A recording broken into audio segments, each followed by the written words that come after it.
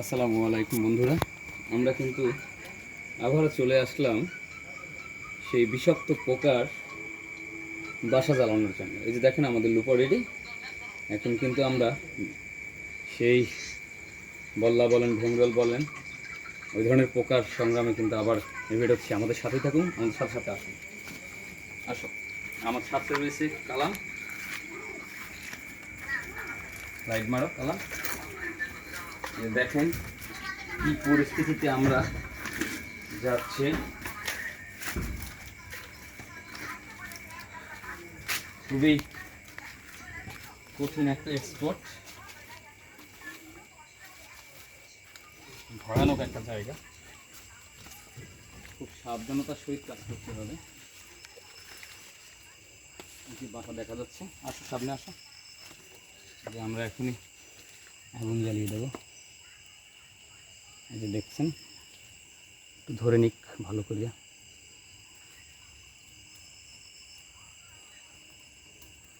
বাসাটার ভিতরে একটা জাম্বুরা গাছে ঝুলতেছে।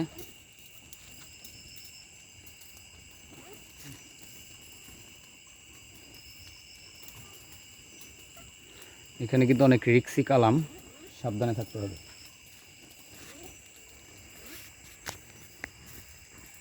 ভালো করে জ্বালাইনি লুপাটা, ভালো করে জ্বালাই না নিলে কাজে সফল হওয়া যাবে না।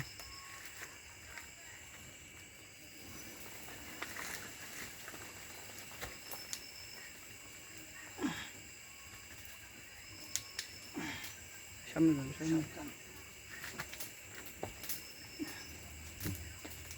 লাইট বন্ধ করে ফেলাম।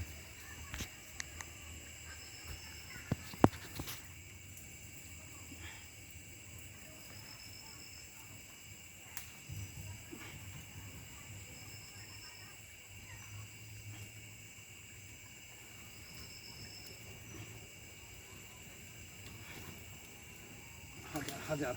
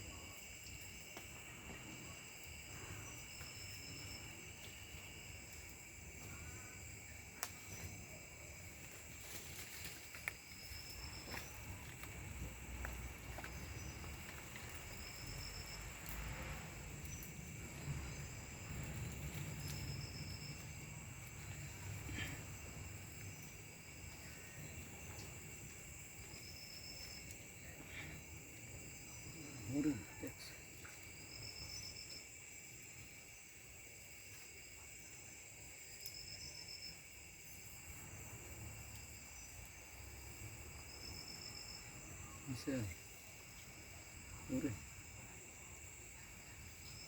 এখন গাছে গাছে বইয়ে সব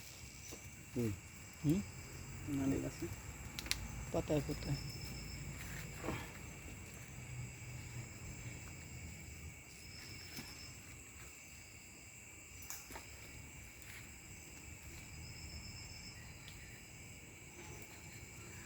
অনেক সময় কিন্তু বাসাগুলো পড়তে এসে কামড়ও খেতে হয়, আর কামড় যে কী জ্বালা ভাই বোঝানো সম্ভব না।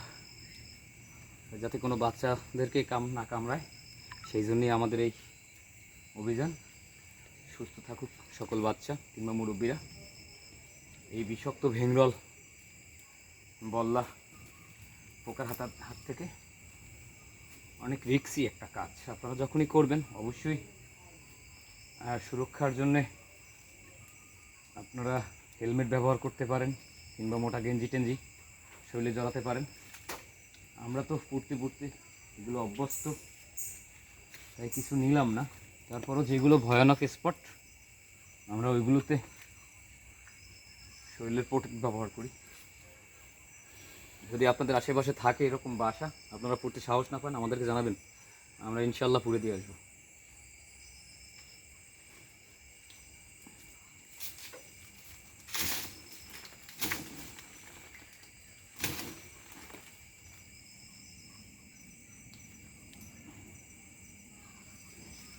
অনেকগুলো কিন্তু ছুটে ছুটে আসছিল দিকে, ভয় পাওয়ার মতো অবস্থা। এই একটা আসছিল।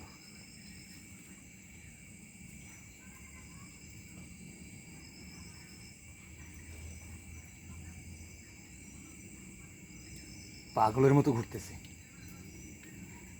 ছুটাছুটি করতেছে। যদি পায় না বাটে একদম কামড় বসিয়ে দেবে।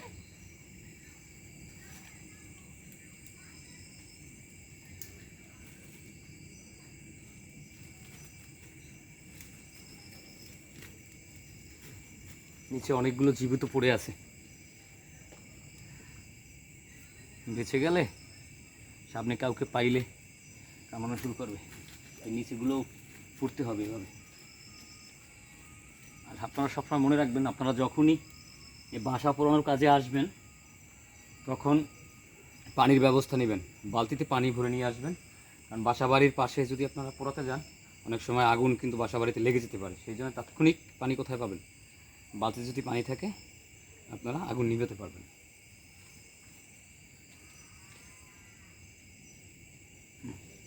চল, হয়ে গেছে এটা।